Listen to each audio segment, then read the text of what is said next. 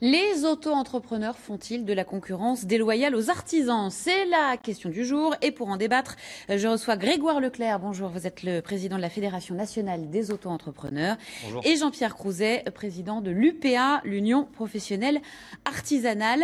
Vous appelez donc à manifester aujourd'hui. Vous dénoncez pêle-mêle l'inflation réglementaire, la pression fiscale avec le taux de TVA qui va passer le 1er janvier prochain de 7 à 10% et donc surtout la concurrence des auto-entrepreneurs. Vous êtes aujourd'hui face à leurs représentants. Qu'est-ce que vous avez envie de lui dire? Écoutez, moralisons aujourd'hui le monde de l'entreprise, puisque auto-entrepreneur, c'est bien entreprendre, et derrière entreprendre, c'est bien l'entreprise.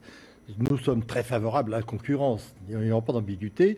Nous ne nous attaquons pas aux personnes, simplement, aujourd'hui, au système en tant que tel.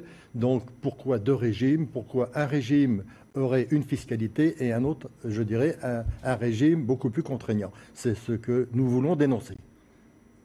Votre réponse? Effectivement, je crois que le secteur du bâtiment, le secteur des petites entreprises se porte mal.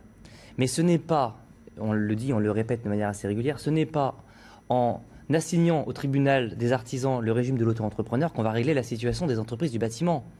Le problème n'est pas la concurrence déloyale des auto-entrepreneurs, elle n'existe pas.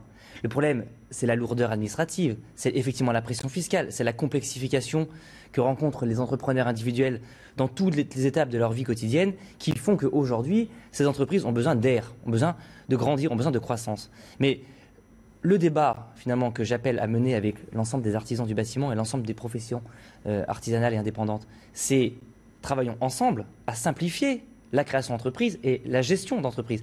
Ne nous tirons pas les uns sur les autres. De toute façon, on ne fera qu'entraîner le débat vers le bas alors qu'on cherche la croissance, le dynamisme, le développement. Pour qu'on comprenne bien, vous bénéficiez en tant qu'auto-entrepreneur de procédures allégées, plus rapides, d'un régime fiscal plus avantageux. Non. Vous l'avez dit? Non, pas plus avantageux. Non, c'est un abus de langage, c'est une image d'Épinal. Notre régime n'est pas... Je ne peux pas partager. Fiscalement, je donne mon point de vue, vous donnerez le vôtre. Notre régime fiscal n'est pas plus avantageux. La confusion vient du fait que notre assiette de cotisation n'est pas la même que celle des autres entreprises. On nous prélève 23% de charges sur notre chiffre d'affaires, alors que l'on prélève effectivement jusqu'à 50% de cotisation sur le bénéfice des autres entreprises. Mais évidemment, l'assiette n'a rien à voir, la comparaison n'a rien à voir. Mais pour autant, ce n'est pas fiscalement plus avantageux. D'ailleurs, je le répète, à 20 000 € de chiffre d'affaires, un auto-entrepreneur paye plus de charges et plus d'impôts qu'un artisan du bâtiment. Pour que 900 000 personnes se soient inscrites pour bénéficier de ce statut, c'est quand même qu'il y a un intérêt. C'est parce qu'il est simple, tout simplement. Il est simple, lisible et accessible à tous. C'est la seule recette, et c'est à mon avis la seule recette miracle qui a marché, et c'est la seule qui a marché depuis 30 ans, et qui sans doute marchera encore dans 30 ans. Ce n'est pas une simplicité... Enfin, 900 000 se sont inscrits, 450 000 déclarent un chiffre d'affaires. Je tiens à le rappeler malgré tout. On ne peut pas dire qu'il y ait effectivement l'égalité entre la fiscalité. Alors, je vais prendre un exemple, la TVA. Comment comprendre aujourd'hui dans notre société que des entreprises collecteraient de la TVA et pas d'autres? Le client connaît ce qu'il paie. Ce qu'il paie, il y a de la TVA ou il n'y a pas de TVA. Nous demandons l'égalité de la TVA pour toutes les entreprises en tant que telles, dont d'ailleurs paie le consommateur. Mais le consommateur, il ne peut pas comprendre, ce n'est pas son but. Son but, c'est ce qu'il y a au pied de la facture, au pied de la prestation qui est fournie. Donc c'est d'une simplicité extrême. Comment aujourd'hui dans notre société, alors que l'on nous parle de déficit budgétaire et que des entreprises mutualisent de la TVA et pas d'autres, ce n'est pas acceptable. Le problème de la TVA, il est quand même très clair. Les entrepreneurs du bâtiment effectivement, collecte de la TVA. Mais il ne faut pas omettre de dire quand même, M. Crouzet, que vous la récupérez aussi. Tous vos achats se font hors taxe. Hein, vous faites une balance de TVA en fin d'année. Alors que les auto-entrepreneurs achètent tous leurs produits TTC. Mais nous payons la TVA et elle est dans notre poche. Nous nous comportons de manière là aussi très différente. Monsieur Leclerc, la TVA ne profite pas aux entreprises. La TVA, l'entreprise collecte auprès du consommateur une TVA qu'il reverse en tant que telle.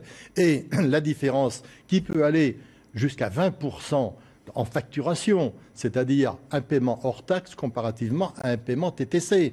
C'est le principe de la concurrence déloyale en tant que telle. Je crois qu'après, on peut rentrer dans un compte de résultat d'une entreprise et de son bénéfice en tant que tel. Mais la TVA est l'exemple même d'une injustice dans la fiscalité. J'ai deux remarques et plutôt deux questions. Si elle ne bénéficie pas à l'entreprise, pourquoi à ce moment-là pensez-vous qu'il faille la défendre pour tous? La TVA, Si c'est finalement transparent pour l'entrepreneur qui la paye pour la reverser à l'État, alors autant que vous continuez à la percevoir pour la reverser, puis autant que nous ne la percevions pas pour ne pas la reverser, puisque au final c'est transparent pour l'entrepreneur, c'est ce que vous dites. Mais Monsieur Leclerc, première réponse. Monsieur Leclerc, deuxième remarque, attendez, je termine sur ma deuxième question. C'est le consommateur qui paie cette TVA d'un côté et qui ne la paie pas de l'autre. L'entreprise ne paie pas de bénéfices sur la TVA. On n'est pas en train de débattre du prix public des uns et des autres.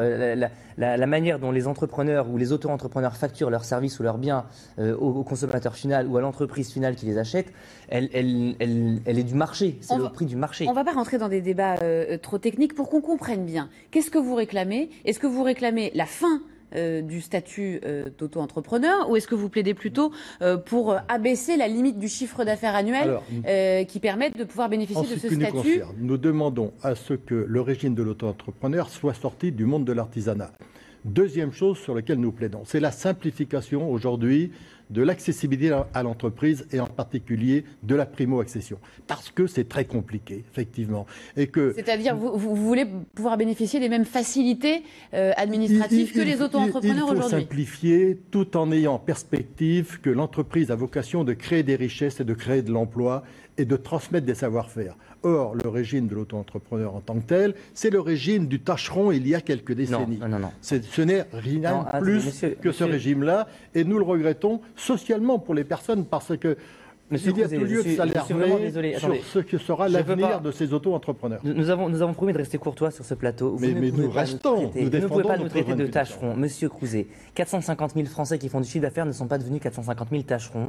C'est une injure, c'est une insulte de dire ça à tous ces gens qui, au contraire, se prennent en main, créent leur propre emploi, se débrouillent tous les jours pour aller chercher des clients, se développer, retrouver une situation et peut-être, effectivement, demain, créer l'emploi des autres. L'auto-entrepreneur, ce n'est que la première marche. Le premier pas, le tremplin, le palier qui va permettre à un certain nombre d'entre eux de se développer et de créer 10, 20, j'en connais qui en ont plus de 20 salariés aujourd'hui. Donc, que les choses soient bien claires. Ce n'est pas en sortant le régime de l'auto-entrepreneur du bâtiment que l'on va résoudre les problématiques de votre secteur. Votre secteur, il est lié effectivement à la concurrence des pays de l'Europe de l'Est, il est lié à la lourdeur administrative, il est lié à tous ces débats que nous pouvons mener ensemble. Je vous appelle à une union sacrée plutôt que de nous appeler à un suicide collectif des 450 000 auto-entrepreneurs qui vont devenir quoi demain si vous leur supprimez leur outil de travail? Il n'y a pas de suicide collectif. Avant le statut, avant le régime de l'auto-entrepreneur, nous avons créé 600 000 emplois. Depuis le régime, il n'y a plus d'emplois qui sont créés. Il y a bien une raison. Donc, il ne faut pas... Monsieur Crouzet, avons-nous créé la crise? L'auto-entrepreneur a-t-il créé la crise? Ce n'est pas la crise. C'est que je crois qu'aujourd'hui, on se doit, et c'est ce que je demande à notre ministre en tant que tel, réfléchissons aujourd'hui sur l'accessibilité à l'entreprise de façon à avoir de véritables créateurs d'entreprises. Et une réforme est en cours actuellement. On attend les arbitrages du gouvernement sur ce statut de l'auto-entrepreneur. On aura l'occasion d'en reparler. Merci à tous les deux d'avoir accepté de débattre à midi sur notre plateau. Merci.